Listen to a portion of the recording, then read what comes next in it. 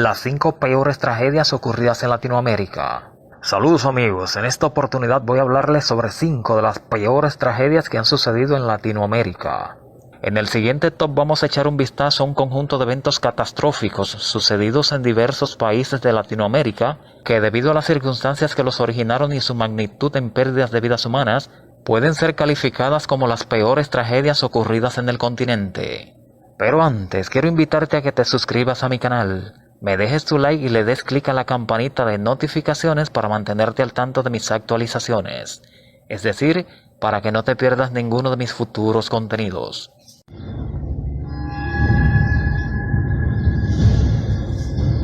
El incendio del supermercado Icua Bolaños en Paraguay. Paraguay es una nación de 7.453.695 habitantes, ubicada en el centro de América del Sur.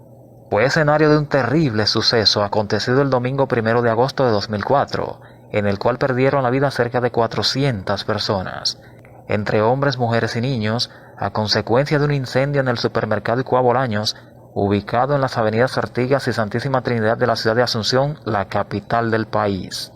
Fue una gran tragedia para aquella nación, la peor de su historia en tiempos de paz y una de las peores ocurridas en el continente, provocada por la negligencia y descuido de los administradores y propietarios del establecimiento, debido a la falta de mantenimiento a las chimeneas de la cocina, tragedia que alcanzó proporciones dantescas debido a una terrible orden dada por la administración del negocio a la seguridad de que no abrieran las puertas para que las personas no se fueran sin pagar, lo cual provocó un mayor número de víctimas.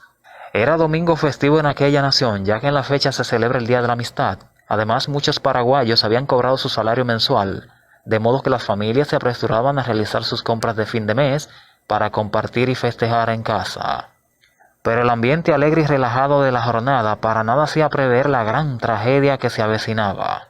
El supermercado Icua Bolaños fue un establecimiento comercial que había abierto sus puertas 3 años atrás. Era el más moderno de la ciudad y formaba parte de la cadena de supermercados llamada Icua Bolaños, que empezó a operar desde finales de la década de 1980 hasta parte de la década del 2000, siendo la sucursal siniestrada el último y más moderno de la cadena. Era un espacio con una superficie de 12.000 metros cuadrados, habilitado para un público de 1.000 personas. Contaba con oficinas administrativas, un restaurante y un estacionamiento para más de 350 vehículos. Los planos del edificio donde se produjo el incendio se aprobaron el 26 de junio de 2001 y a los 5 meses ya habían terminado la obra, por lo que se deduce que fue construida al vapor para su posterior inauguración y apertura al público el 7 de diciembre de 2001. Todo esto sin haber pasado por el proceso de evaluación de seguridad de las autoridades correspondientes de la ciudad, omisión que resultaría determinante para la magnitud de la tragedia. Eran las 9 de la mañana de aquel 1 de agosto cuando se presentó el primer inicio de llamas, momento en que se disponían a preparar el asado del mediodía. Las chispas del horno empezaron a prender fuego al interior de la chimenea del restaurante debido a la acumulación de grasa, residuos de carbón y humo, más el calor acumulado en dicha chimenea, la cual contaba con una complicada salida al exterior en forma de S y, para colmo, una barbaridad así situada justo por encima del cielo raso del establecimiento. El fuego se empezó a expandir lenta y silenciosamente a través de todo el cielo raso, que no contaba con ventilación ni extractores eólicos, causando una pequeña explosión al encontrarse con los vapores que emitían los hornos eléctricos de la panadería, hora y media después de iniciado el primer indicio de llamas. Esta pequeña explosión fue de conocimiento de algunos empleados del local, quienes decidieron ignorarla y seguir en lo suyo. La presión debido a la propagación del fuego aumentó dentro del cielo raso, momento en que se produjo el desprendimiento gradual de los paneles del mismo, y una entrada repentina de oxígeno avivó la combustión y propagó el fuego de una manera rápida y violenta en todas las direcciones dentro del establecimiento, abrazando a su paso los distintos tipos de materiales de rápida combustión como seda, papel, plástico, aerosoles, garrafas de gas, cámaras frigoríficas, etc. Así las cosas, un recinto ocupado en el momento por al menos 800 o 1.000 personas, de repente se convirtió en un infierno del cual muchos no tuvieron la menor oportunidad de escapar, y entre gritos desgarradores y desesperados murieron abrazados por las llamas de aquel incendio en aquel lugar, que se había convertido en una trampa mortal para esas pobres personas. Fueron horas de terror las que vivieron los residentes de los alrededores, al escuchar los gritos desgarradores de cientos de personas que morían calcinadas, sin poder hacer nada para socorrerlas. Cabe lamentar la desafortunada orden dada desde la administración a la seguridad del establecimiento de no abrir las puertas para que no pudieran salir las víctimas.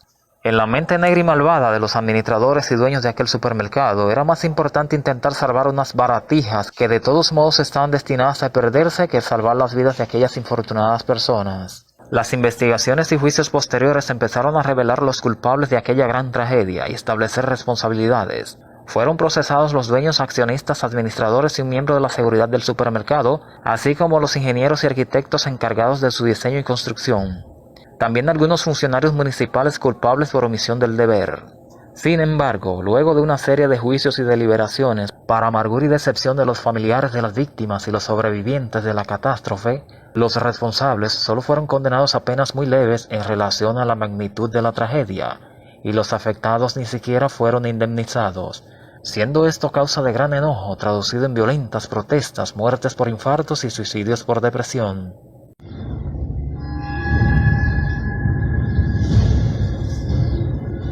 La tragedia de Cromañón en Argentina.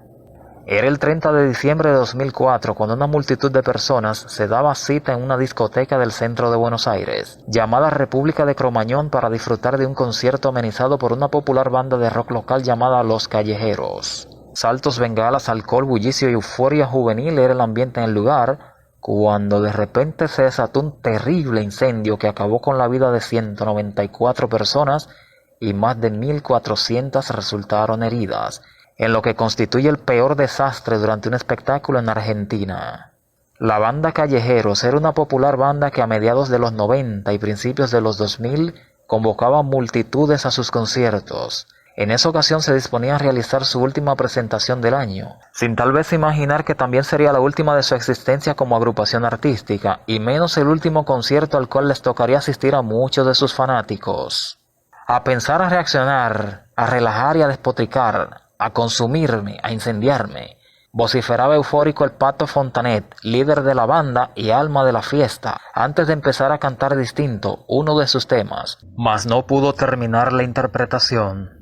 A eso de las 10:25 de la noche, un pirotécnico impactó en el techado de Cromañón y la tela que lo cubría enseguida ardió en llamas. La banda dejó de tocar y de ese modo iniciaba la pesadilla. Las más de 3.000 personas que estaban en la abarrotada discoteca con capacidad para poco más de 1.000 entraron en pánico. Y un apagón vino a empeorar la situación, creando el escenario perfecto para el desastre. Pronto el monóxido de carbono empezó a matar a quienes no podían escapar y, por desgracia, una de las salidas de emergencia estaba cerrada con candado. Pareciera como una suerte de escenario preparado por el mismo Hades para arrebatar almas. Un periodista escribió: cuando los rescatistas y las personas que habían ido al recital de Callejeros lograron forzar la puerta para poder entrar en el boliche, tuvieron que habilitar paso entre una pila de cuerpos de casi 2 metros de alto por 5 de ancho. Muchos con las manos todavía apoyadas en las puertas, desvanecidos mientras intentaban abrirla. No se sabía a primera vista si esas decenas de jóvenes estaban vivos o muertos. La tragedia de Cromañón puso al desnudo la corrupción y negligencia de quienes estaban autorizados a fiscalizar y otorgar los permisos para los espectáculos públicos, ya que el siniestro reveló una serie de irregularidades en torno a la estructura del establecimiento de diversión. La discoteca había sido habilitada para albergar un máximo de 1.031 personas, pero había más de 3.300 fanáticos en el concierto, y los planos presentados a las autoridades por los dueños no coincidían con la arquitectura del lugar. Además, los matafuegos estaban vencidos, la manguera para incendios no funcionaba, no había plano de evacuación y la puerta de emergencia había sido cerrada. Deficiencias que no fueron tomadas en cuenta por quienes otorgan los permisos a los organizadores de eventos artísticos. Los juicios posteriores a las investigaciones establecieron responsabilidades y encontraron culpables en diversos grados a un total de 26 personas, incluidos los músicos de la banda, porque se comprobó que tomaron parte en la organización del fatídico evento. Asimismo, Omar Chavín, gerente de Cromañón, fue sentenciado a 20 años de prisión, aunque luego su condena fue reducida a 10 años y 9 meses y posteriormente prisión domiciliaria debido a su estado de salud. Terminó muriendo a los 62 años el 17 de noviembre de 2014. Los demás procesados fueron diversos funcionarios gubernamentales, policiales y municipales de la ciudad de Buenos Aires, en quienes se estableció culpabilidad por haber recibido sobornos y permitir la operación sin supervisión de un establecimiento que no garantizaba la seguridad del público que asistía a los eventos celebrados en el mismo. En cuanto a la banda Callejeros, la tragedia de Cromañón representó no solo una gran desgracia, sino también una especie de maldición para esta agrupación artística que la condujo a su disolución y desaparición. Para empezar, su manager Diego Argarañaz fue uno de los más culpados por la tragedia y sentenciado a 18 años de prisión. Dos de sus músicos cumplen cadena perpetua, uno por el asesinato de su esposa y otro por el asesinato de un amigo, en tanto que el Pato Fontanet, líder de la banda, fue sentenciado a 7 años de prisión, aunque luego se benefició de una serie de dispensas judiciales, pero no puede ofrecer conciertos debido a una parálisis facial. Luego de la tragedia se procedieron a realizar inspecciones minuciosas en los demás establecimientos de diversión a nivel general, dando como resultado la clausura de muchos de ellos y estableciendo normas más estrictas para otorgar nuevos permisos de operación de los mismos.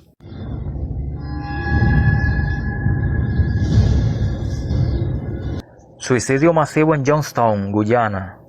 Las religiones, cualquiera que sean, están concebidas como un medio a través del cual el hombre intenta acercarse a Dios, hacer su voluntad y estar en comunión con Él. Sin embargo, cuando las doctrinas religiosas son llevadas hacia los extremos, se produce entonces lo que se conoce como fanatismo religioso. Es increíble cómo alguien, por medio de un credo religioso, puede ser capaz de manipular la mente de un individuo o un colectivo de personas, hasta anular su voluntad y capacidad de raciocinio. Es por eso que vemos con asombro cómo grupos o individuos son capaces de cometer actos atroces, como atentados terroristas, persecuciones, torturas y matanzas, o incluso un suicidio colectivo, como lo ocurrido en la colonia religiosa de Johnstown, Guyana, el 18 de noviembre de 1978.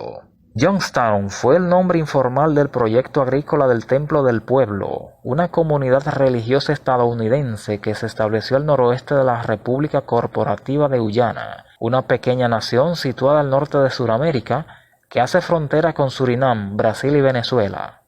La organización religiosa estaba conformada por el Templo del Pueblo, una secta apocalíptica liderada por Jim Jones, un predicador fatalista de ideología comunista que en el 18 de noviembre de 1978, luego de haber perpetrado el asesinato de 5 personas, entre ellos un congresista estadounidense, indujo al suicidio masivo de su comunidad religiosa, 918 personas en total, entre hombres, mujeres y niños. Jim Jones nació el 13 de mayo de 1931 en la ciudad de Lynn, Indiana, en un ambiente de segregación racial y fundamentalismo cristiano. Su padre era un veterano de la Primera Guerra Mundial y al parecer simpatizante del Ku Klux Klan, una organización racial extremista de los Estados Unidos. Entretanto, su madre era una trabajadora que nunca se preocupó por su hijo. Este pasaba largas jornadas en la calle predicando el evangelio incluso a los animales, algo sumamente impactante. Además se interesó por el comunismo y le preocupaba la segregación racial de la época. Ya en 1954, siendo pastor de una sociedad religiosa, entró en conflicto con sus superiores porque deseaba que los negros se sentaran en las primeras filas. Por eso decidió formar su propia iglesia, la Community Unit Church, y luego en 1955 la Iglesia del Templo del Pueblo. El mensaje de Jones era de igualdad racial. Jones era un comunista comprometido, simpatizante de Mao Zedong, Joseph Stalin y la Unión Soviética. Se identificaba como un socialista religioso apostólico. El reverendo Jim Jones y 140 de sus seguidores temían que los Estados Unidos fuera blanco de ataques nucleares por parte de la Unión Soviética.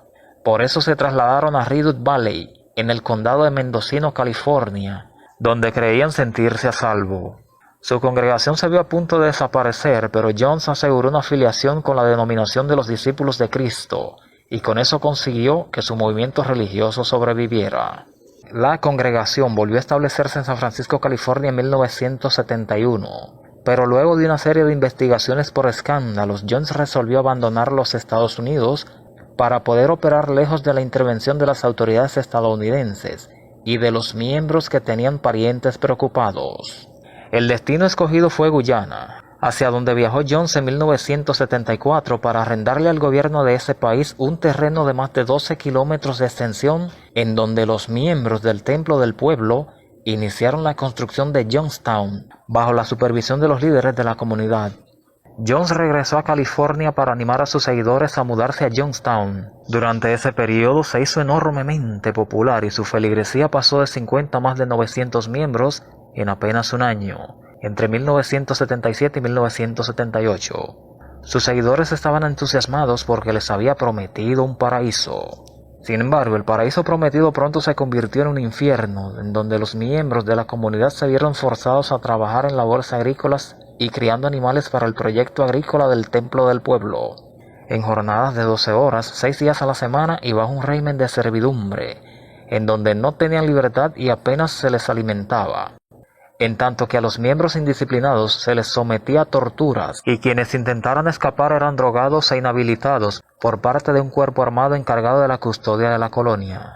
El señor Jones, quien se hacía llamar papá por parte de los niños y hasta de los adultos, intentaba establecer una utópica sociedad religioso-comunista en el área, libre del escrutinio de las autoridades estadounidenses.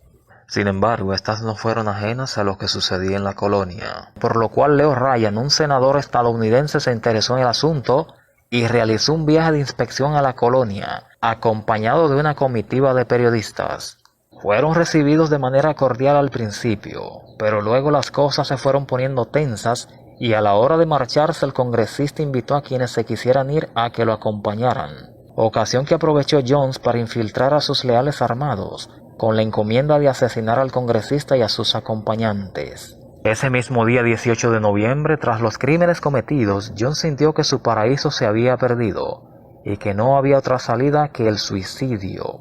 De modo que convocó a toda su congregación, con quienes ya había realizado simulacros de suicidios colectivos con venenos falsos, pero esta vez sería veneno real, y en medio de lo que sería un macabro espectáculo de muerte, uno a uno fueron cayendo agonizando, víctimas de los efectos en su organismo del cianuro que habían ingerido, no sin antes haber envenenado a los inocentes niños. Era una época donde aún no existía la tecnología comunicacional de ahora, por lo que los cuerpos fueron descubiertos luego de 5 o 6 días de haberse producido el hecho. Al llegar las autoridades, se encontraron con un escenario dantesco en donde cientos de cadáveres de hombres, mujeres y niños, incluyendo al reverendo Jones y su esposa, yacían muertos en el área de la colonia donde realizaban sus cultos. Los cadáveres fueron repatriados a los Estados Unidos en ataúdes sellados, donde luego de un proceso de identificación fueron entregados a sus familiares para su sepultura.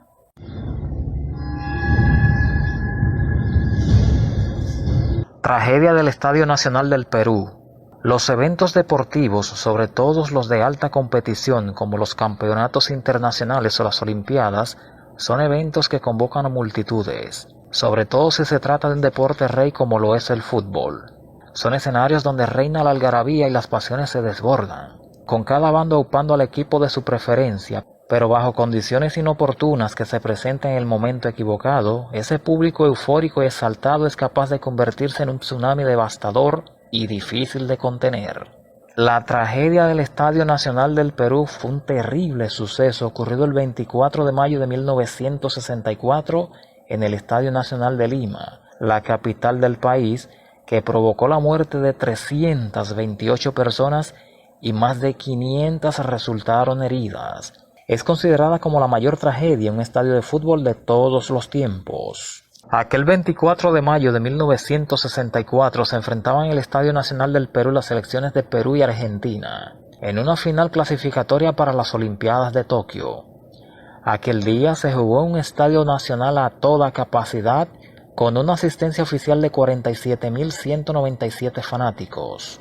El equipo argentino dominaba el encuentro 1-0. Cuando faltaban 6 minutos para finalizar el partido, se produjo una confusa goleada de parte del peruano Víctor Kilo Lobatón, quien se disputaba el balón con el argentino Morales, lo cual marcó el empate a 1 entre ambos conjuntos.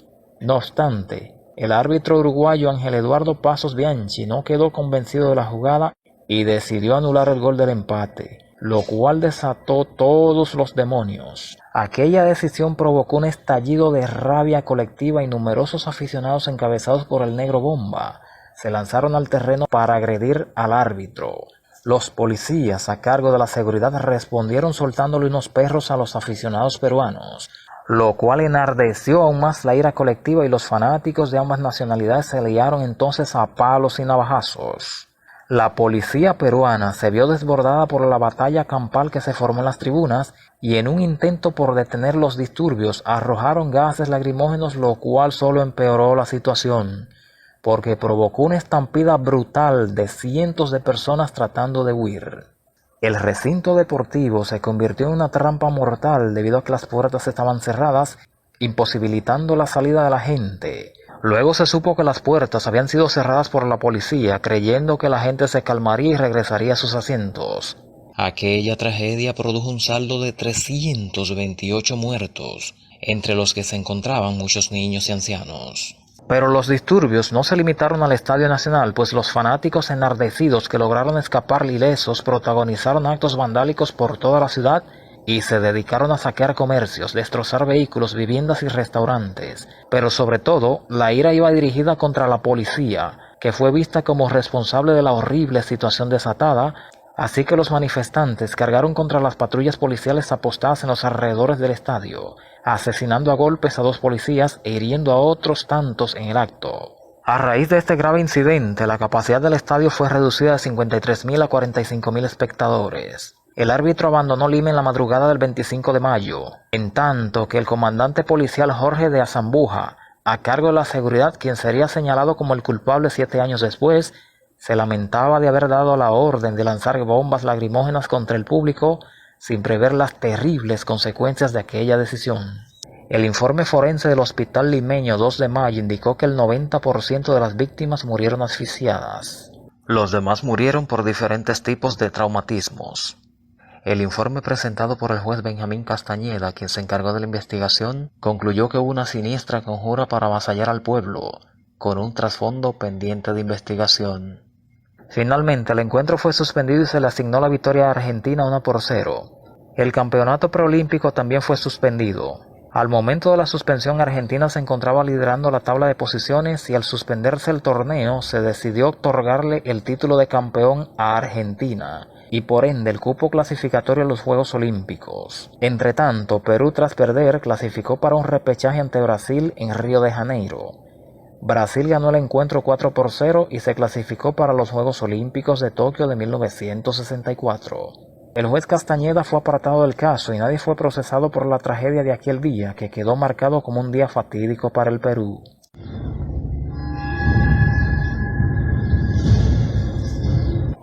Infierno en Guadalajara. Guadalajara es una ciudad de México, es la capital del estado de Jalisco situada al occidente del país.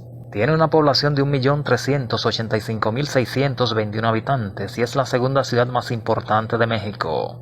Conocida como la Perla de Occidente y la Ciudad de las Rosas, a esta ciudad le tocó vivir un infierno el miércoles 22 de abril de 1992, cuando tuvieron lugar una serie de explosiones en varios barrios de su parte céntrica, en donde 212 personas perdieron la vida y otras 1.800 resultaron heridas.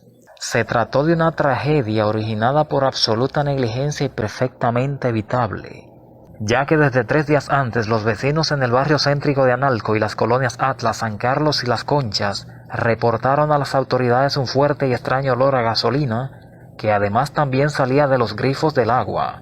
También reportaron vapores y humo que emanaban de las tapas del alcantarillado. En México, al igual que en muchos otros países, el servicio de gas es provisto mediante tuberías subterráneas, paralelas al sistema de tuberías de aguas potable, pero aquel olor a gasolina era algo inusual e inexplicable. Protección Civil acudió al área a realizar inspecciones, pero a pesar de encontrar altos niveles de gasolina y otros combustibles, decidió minimizar el problema y determinar que no era necesario realizar una evacuación. Por el contrario, intentaron tranquilizar a los residentes para que no entraran en pánico. Pero el olor seguía siendo cada vez más intenso hasta que a partir de las 10 de la mañana de aquel 22 de abril y durante el transcurso de 1 hora y 15 minutos, empezaron a desatarse una serie de explosiones, 10 en total, que produjeron la muerte de 212 personas, 69 desaparecidos y 1.800 resultaron heridas. Además, destruyeron 8 kilómetros de calles, 1.142 viviendas, 450 comercios, 100 centros educativos y 600 vehículos, creando un escenario desolador parecido al de una zona de guerra. Los mayores daños se registraron en las calles Calzada Independencia, 20 de noviembre, Avenida González Gallo y Calle Gante, esquina Nicolás Bravo. Lugar en donde un autobús repleto de personas que en esos momentos transitaba por el área fue proyectado por los aires, muriendo en el acto todos sus ocupantes.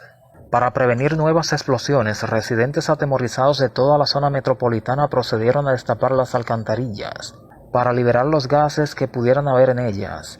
Entonces, esta vez sí, al ver la magnitud de la tragedia, las autoridades procedieron a tomar medidas para evitar nuevas explosiones en las áreas circundantes que aún no habían sido afectadas, aconsejando a los residentes mantenerse alertas y no encender mecheros.